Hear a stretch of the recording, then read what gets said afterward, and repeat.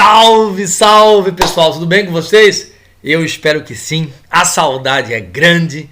Não vejo a hora de voltar da aula presencial para vocês, mas enquanto esse momento não chega, vamos falar aqui de Brasil, período joanino, independência e também o Império, certo? Fazer uma revisão dos principais temas que interessam para vocês, inclusive para vestibulares e Enem, certo? Vamos lá então. Vou começar falando sobre a fuga da corte portuguesa para o Brasil. Dom João foge para o Brasil por quê? Por causa do bloqueio continental de Napoleão. Ele não vai acatar o bloqueio. Claro, dependia, economicamente da Inglaterra. E por isso Napoleão manda invadir Portugal. E a corte foge para o Brasil com escolta da Marinha Britânica, que não foi de graça. A Inglaterra vai exigir o quê como contrapartida? Comércio com o Brasil e com privilégios tributários, certo?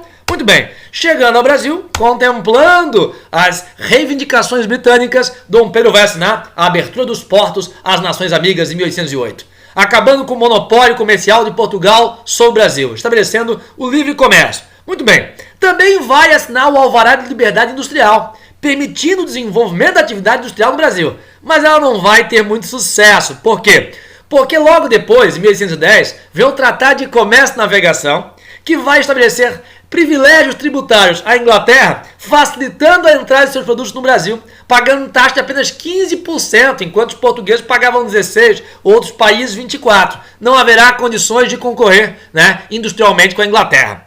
Muito bem, por esse motivo a nossa indústria, ela tem ali um pequeno ensaio, mas não vai adiante. Em 1815, com a derrota de Napoleão, acontece o Congresso de Viena. E é nesse contexto que o Brasil vai ser elevado à condição de Reino Unido a Portugal. E o Reino Unido de Portugal, Brasil e Algarve tem capital não em Lisboa, e sim no Rio. Nossa, então a vida melhorou muito no Brasil? Olha, para o Rio de Janeiro, a vida vinha melhorando para muito desde 1808. Mas para províncias mais periféricas, a vida piorou. Pelo seguinte, vamos pensar em Pernambuco, certo? Antes de 1808 pagavam altos impostos para Lisboa e não tinham retorno dos impostos que pagavam. Depois de 1808 pagam altos impostos para o Rio e não tem retorno dos impostos que pagavam. Pois então, só que tem agora uma diferença. Os impostos aumentaram muito. Para instalar a corte no Brasil, Dom João elevou muito a carga tributária interna. Isso leva a uma revolta em Pernambuco, a chamada Revolução Pernambucana, ou a Revolta dos Padres, um movimento das elites agrárias e também de setores urbanos, contra os altos impostos, contra o centralismo político e contra esse regime político autoritário. Temos ali ideias liberais, certo? Mas também interesses muito claros de fazendeiros que viviam um contexto de crise econômica por causa da concorrência com o açúcar da Jamaica e o algodão do sul dos Estados Unidos. Eles vão chegar a fundar uma república independente em Pernambuco. Estava na época, acontecendo a independência da América Espanhola, os países vizinhos aqui. E isso, obviamente, que incentivava Pernambuco também a lutar por um regime republicano, mas que vai ser depois reprimido rapidamente pelas tropas joaninas. Muito bem, temos aí uma série de melhorias no aspecto da cultura para adaptar o Rio à chegada da corte. Tem faculdade, a imprensa régia, com o primeiro jornal, a Gazeta do Rio de Janeiro, teatro, biblioteca, a Escola de Belas Artes. Vem para cá a missão artística francesa, liderada por Jean-Baptiste Debré, o homem que vai deixar um importante acervo iconográfico sobre o Brasil da época e que vai também introduzir o neoclassicismo no campo das artes. E o Jardim Botânico, para o desenvolvimento, sobre o potencial, desenvolvimento de pesquisa sobre o potencial econômico da flora brasileira. Bom, em 1822 tem o movimento de independência, que é uma reação das elites agrárias sob a liderança de José Bonifácio de Andrada, o patrão da independência, aproximando-se da figura de Dom Pedro, pedindo para que Dom Pedro ficasse no Brasil, justamente porque a Revolução do Porto de 1820 exigiu que a corte voltasse para lá. Dom João voltou todo mundo para lá da família real, mas Dom João deixou aqui Dom Pedro como príncipe regente. Se houvesse um movimento de independência, que Dom Pedro estivesse aqui para liderar, Portugal poderia perder o Brasil. A família de Dom João, a dinastia de Bragança, não. Pois então, acontece que a Revolução do Porto, que vai acabar com o absolutismo em Portugal e criar lá uma monarquia parlamentarista constitucional, vai exigir que Dom Pedro também volte. As elites brasileiras fazem um abaixo-assinado para pedir que Dom Pedro ficasse. E Dom Pedro vai acatar esse pedido e vai decidir que fica. Se é para o bem de todos e felicidade geral da nação, estou pronto. Digo ao povo que fico. 9 de janeiro de 1822, o dia do fico. É o início do movimento de independência.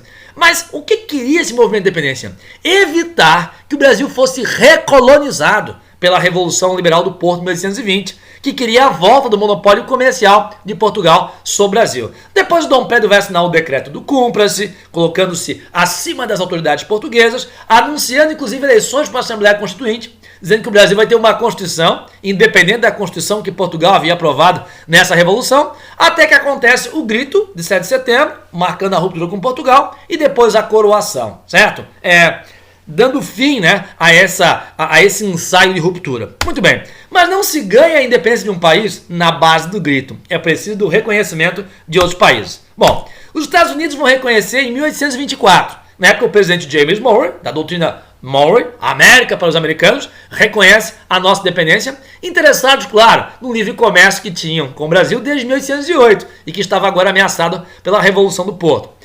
O Brasil vai ter o reconhecimento português, certo? E vai pagar uma indenização a Portugal com empréstimo britânico, o que coloca o Brasil aí numa grave dependência financeira da Inglaterra. E essa dependência financeira vai se transformar numa dependência também comercial, porque para a Inglaterra reconhecer a nossa dependência, o Brasil vai ter que renovar o Tratado de Comércio e Navegação de 1810, que concedia privilégios tributários aos industrializados ingleses aqui no Brasil. O Brasil rompe politicamente com Portugal, mas se torna dependente economicamente da Inglaterra. A gente vai ter aí já no início, em 1823, eleição para uma Assembleia Constituinte. Em maio ela começa a trabalhar, em setembro ela é fechada por Dom Pedro. Ela vai ser dissolvida no episódio conhecido como Noite da Agonia, porque o projeto de Constituição da maioria dos deputados previa a separação de poderes. Então Dom Pedro vai outorgar a Constituição, impondo de modo autoritário uma Constituição ao seu gosto, que estabelecia o poder moderador exclusivo do imperador e que dava a ele o controle sobre outros poderes. Havia também o Estado unitário, ou seja, não havia autonomia às províncias. Os presidentes de província eram nomeados pelo imperador. O padroado, ou padroado régio, era a relação que existia entre Estado e Igreja. A Igreja Católica era oficial no Brasil, mas ela estava submetida ao controle do Estado. E o voto era censitário, né? O voto das elites.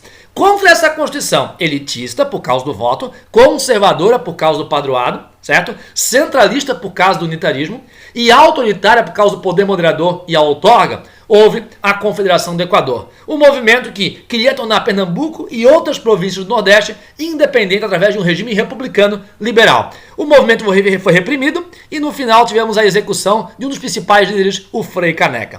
O governo Dom Pedro ele é todo um governo de crise. A crise financeira, por conta, né, do crescente endividamento, que vai ter como fato mais emblemático o fechamento do Banco do Brasil em 1829, mas junto com isso a crise política, que vai ter como fato maior o assassinato de um dos maiores opositores de Dom Pedro, o jornalista Líbero Badaró. As suspeitas caíam sobre Dom Pedro e isso fazia a oposição se articular cada vez mais contra ele. Ele chegou até a viajar para Minas Gerais para ver se a situação, né, amenizar, para ver se a poeira baixava. Quando ele volta, os seus apoiadores, a minoria do chamado Partido Português, que defendiam, né, esse autoritarismo de Dom Pedro, vai organizar uma festa. E nessa festa acontece um grande quebra-pau. E esse quebra-pau se estende para a cidade do Rio de Janeiro, transformando-se numa guerra civil. Episódio conhecido como Noite das Garrafadas. Para tentar acalmar os ânimos, Dom Pedro vai tentar formar um ministério só com integrantes da oposição do Partido Brasileiro, que era a maioria entre as elites políticas naquela época.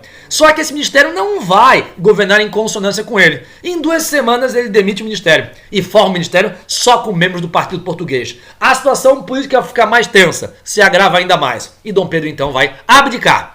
Ele abdica em nome de seu filho, o Dom Pedro II, que tinha só 5 anos de idade. A Constituição previa que até que ele atingisse a maioridade, o Brasil seria governado por uma regência. 3 regentes escolhidos pelo Congresso Nacional.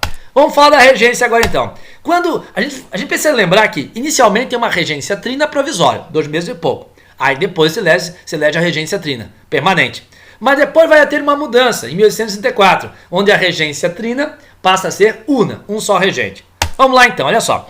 Os partidos iniciais eram 3. Os restauradores queriam restaurar o primeiro reinado, a volta de Dom Pedro. Os liberais moderados defendiam aquele centralismo político que havia nas mãos das elites de Rio, São Paulo e Minas, com poucas reformas descentralizadoras. Já os liberais exaltados defendiam uma maior descentralização. Vejam então que o debate político está em torno do centralismo ou da descentralização. Depois de 1864, quando morre Dom Pedro lá em Portugal, né, os restauradores vão deixar de existir. E é assinado o Ato Adicional de 1864, a principal reforma, né, da Constituição do Império. E esse ato vai dividir aqueles que queriam maior centralização e aqueles que queriam maior descentralização. Bom, os centralizadores são os regressistas, também chamados de conservadores. Os descentralizadores são os progressistas, também conhecidos como liberais. Olha só, os liberais ou progressistas, né, antes chamados de liberais exaltados, eles vão dominar a regência de 1831 até 37. É o chamado avanço liberal, com algumas reformas descentralizadoras, como, por exemplo, a criação da Guarda Nacional, que é uma milícia civil formada nos municípios, onde o chefe é eleito pela elite municipal. Ou seja, descentraliza-se o controle sobre a ordem pública nas mãos das elites municipais, que também vai poder eleger o juiz de paz, que é uma espécie de juiz e delegado, a partir de 1832, com o Código de Processo Penal. Vamos ter também, em 1834, o Ato Adicional de 1834, aquele que transforma a regência de trina para una, mas também vai criar as assembleias legislativas provinciais, dando maior autonomia política às províncias. Aí nós vamos chegar à eleição de um regente único, né, o Padre Feijó. O padre Diogo Feijó. Mas é nesse contexto que acontecem as revoltas da regência. Ele não vai conseguir controlar essas revoltas. Isso marca a crise dos liberais. E aí teremos a ascensão dos regressistas ou conservadores, com a regência do senador Araújo Lima, que vai aprovar em 1840 a Lei de Interpretação ou Lei de Interpretação do Ato Adicional, ou ainda Lei Interpretativa. Essa lei ela vai reduzir o poder de legislar das assembleias legislativas provinciais, reduzindo a descentralização, né, tendo ali um pouco mais de centralismo. Bom, mas esse governo conservador ou regressista também não conseguiu conter as revoltas. E aí os liberais aproveitaram para criar uma campanha para antecipar a maioridade de Dom Pedro II com apenas 14 anos. Seria uma forma de pacificar as revoltas. E nisso conseguiram até o apoio de alguns conservadores e deram um golpe da maioridade, colocando Dom Pedro II no trono com apenas 14 anos de idade, sem que houvesse uma reforma constitucional. E claro que, convidando Dom Pedro para assumir o governo, ele vai governar com o apoio dos liberais. Os liberais arrumam então esse jeitinho de voltarem ao poder. Agora, o ponto mais importante da regência são as revoltas, né? A Guerra dos Farrapos ou Revolução Farroupilha é um movimento elitista. Estancieiros, produtores de charque, reclamavam dos altos impostos sobre o charque. Vão acabar tornando o Rio Grande do Sul independente, chegam a fundar uma república temporária em Laguna, a República Juliana, e no final o movimento acaba com um acordo de paz. É o único movimento que termina dessa forma pacífica, o Tratado de Poncho Verde, que vai anistiar os revoltosos e vai reduzir impostos. Temos a Sabinada, na Bahia, que é um movimento liberal, urbano, e que vai proclamar uma república, a República Baiense, mas não tinha a intenção de um separatismo permanente. Seria uma república provisória, até a maioridade de Dom Pedro II. Vai ser reprimido pelo governo, muita gente presa aqui. Tá. Nós temos aí a Cabanagem no Pará, o movimento dos cabanos, ou seja, ribeirinhos, mestiços, pobres, que vão chegar a tomar o governo de Belém e vão ser reprimidos violentamente pelas tropas do Império. 30 mil mortos na cabanagem.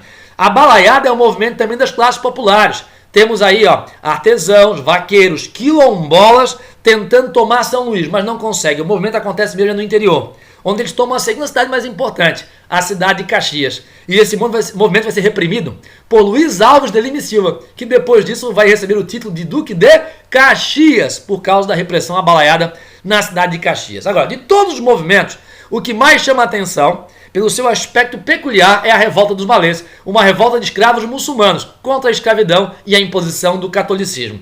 O movimento ele foi delatado por uma integrante e aí foi facilmente reprimido, certo? Tanto pelo Exército como pela Guarda Nacional de Salvador. Vamos falar do Segundo Reinado agora. Vamos falar sobre economia. Bom, o produto mais importante da nossa economia é o café, desde a regência. Ele começa no Vale do Paraíba, onde usava mão de obra escrava. Quando chega ao Oeste Paulista, principalmente depois de 1850, com a Lei Eusébio de Queiroz, que acabou com o tráfico de escravos, começa a grande migração, aí nós temos a predominância da mão de obra livre assalariada do imigrante. Então olha só, Vale do Paraíba, mão de obra escrava. Oeste Paulista, mão de obra do imigrante, trabalhador livre. E nós vamos ter também, né, o desenvolvimento da malha ferroviária para levar o café do interior até o Porto de Santos ou mesmo ao Porto do Rio de Janeiro. Haverá um surto industrial no Brasil, a Era Mauá. O Brasil sim vai ter condições de se industrializar, até porque teremos agora uma mudança da política tributária em relação à taxa de importação com a Inglaterra, certo? O que é isso? Olha só. Aquele acordo lá, em que a Inglaterra pagava taxa só de 15%, vai vencer em 1842. Em 1844 temos tarifas protecionistas, as tarifas Alves Branco, que elevam taxas de importação sobre industrializados ingleses de 15% para 30% ou até 60%. Dando condições da nossa produção interna de concorrer com a Inglaterra. Mas falta lá capital para isso, né? O capital vem em parte dos lucros excedentes do café. Agora, uma outra parte vem da Lei Eusébio de Queiroz, que proíbe o tráfico de escravos e acaba liberando o capital do tráfico de escravos para investimento em indústria. Teremos aí como principal representante a figura de Irineu Evangelista de Souza, homem que vai atuar em linhas ferroviárias, construção de trens e ferrovias também, estaleiro, construção de navios, companhias de navegação, iluminação a gás, telégrafo, certo? Mas esse surto vai acabar sofrendo um forte impacto negativo com as tarifas Silva-Ferraz, que vão reduzir as taxas de importação e dificultar, né, a concorrência com a Inglaterra. Muito bem, na política interna, nós temos o Dom Pedro II chegando ao poder com os liberais, certo? Vai chegar a fazer uma eleição fraudada para ter maioria liberal. As eleições do cacete. Mas aí depois os liberais vêm com um projeto de reforma política para instituir um parlamentarismo. Ele vai destruir os liberais. Os liberais se revoltam. As revoltas liberais de 1942, que acontecem em São Paulo, município de Sorocaba, e também em Minas Gerais. Né? Então, município de Barbacena. Esse movimento vai ser reprimido, os líderes serão presos e depois de 2 anos anistiados. Em 1847 temos o parlamentarismo às avessas. Um parlamentarismo fake, né? Que não era nada liberal. Por quê? Pelo seguinte, olha só. Não era o povo que elegia o parlamento e o parlamento escolhia o primeiro-ministro e o primeiro-ministro o ministério. Não. O povo elegia o parlamento, com voto censitário, aliás, né? Mas acontecia que não era o parlamento que escolhia o primeiro-ministro, era o imperador. E era o imperador que podia também dissolver o parlamento e convocar novas eleições a hora que bem entendesse. Além de exercer o poder moderador, podendo neutralizar decisões do próprio poder legislativo e do judiciário também, certo? Muito bem, vamos ter em 1848 a Revolução Praieira. Os liberais caíram no poder e vão se revoltar contra os conservadores em Pernambuco, tá?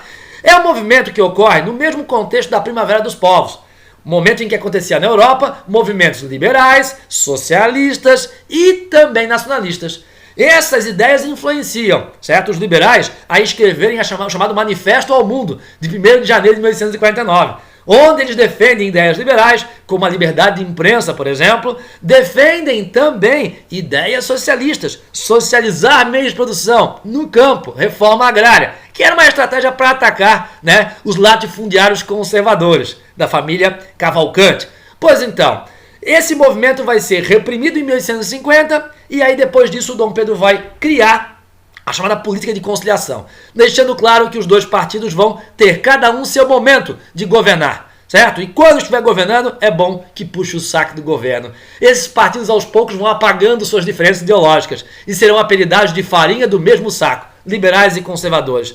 Liberais, quando estavam no governo, eram tão conservadores quanto os conservadores. E os conservadores, quando estavam na oposição, vinham com propostas tão liberais quanto os liberais. Pessoal, vamos falar agora sobre a sociedade. Em 1850 tem a Lei de Terras. Essa lei diz o seguinte, ó, desde 1822 não havia mais concessão de sesmarias no Brasil.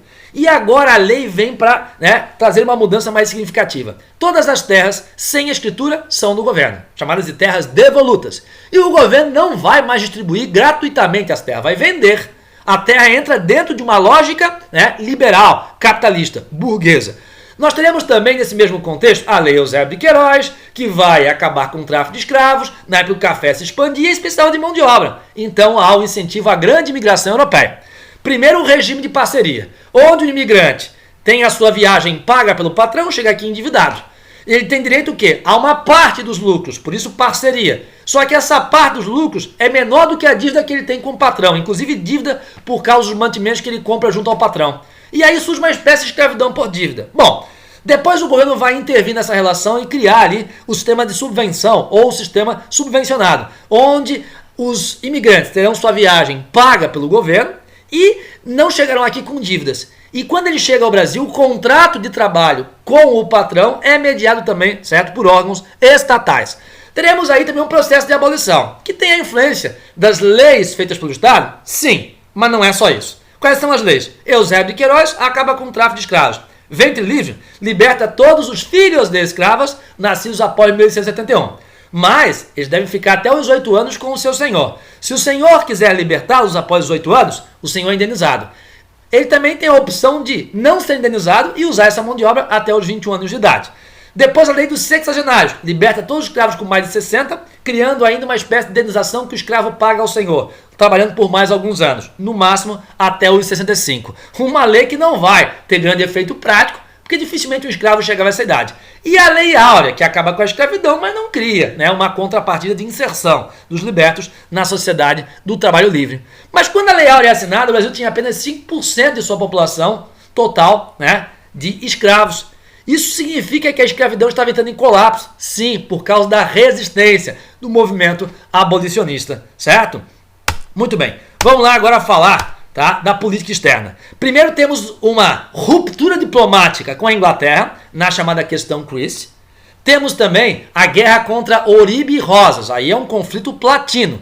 Oribe, certo, no Uruguai, e Rosas, na Argentina, tinha uma forte aliança política. O Rosas controlava a navegação sobre a Bacia do Prata, estabelecendo ali uma tributação sobre essa navegação, o que incomodava, né, o Brasil.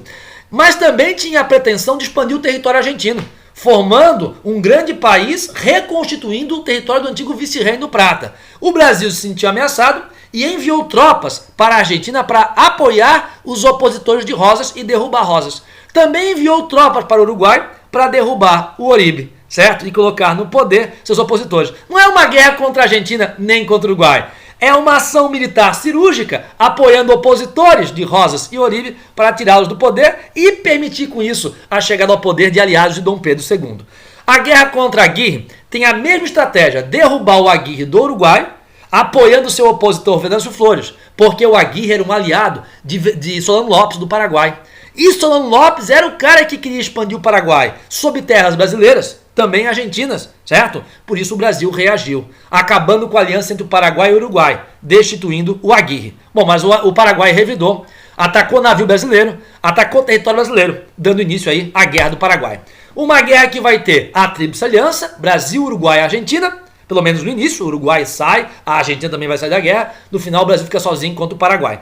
O Brasil vai fazer uma campanha para o alistamento de voluntários, onde a maioria é escravo, ofertado, alistado pelo seu senhor, com a promessa de alforria e a indenização ao senhor pelo Estado, certo? No final, o Brasil vence a guerra contra o Paraguai vai ser destroçado, né, um grande genocídio, morte de 60% a 70% da sua população, e nós teremos aí um aumento da dívida externa, da dependência econômica em relação à Inglaterra e também o surgimento da questão militar. Militares que voltam como heróis da guerra, mas que não têm direito de ser eleito a qualquer cargo político no Brasil e que também não podem manifestar opiniões políticas na imprensa. Temos um contexto de grave crise após a Guerra do Paraguai. Essa crise tem aí a questão religiosa, onde o Papa proíbe o clero de participar da maçonaria, mas o imperador era o chefe da maçonaria.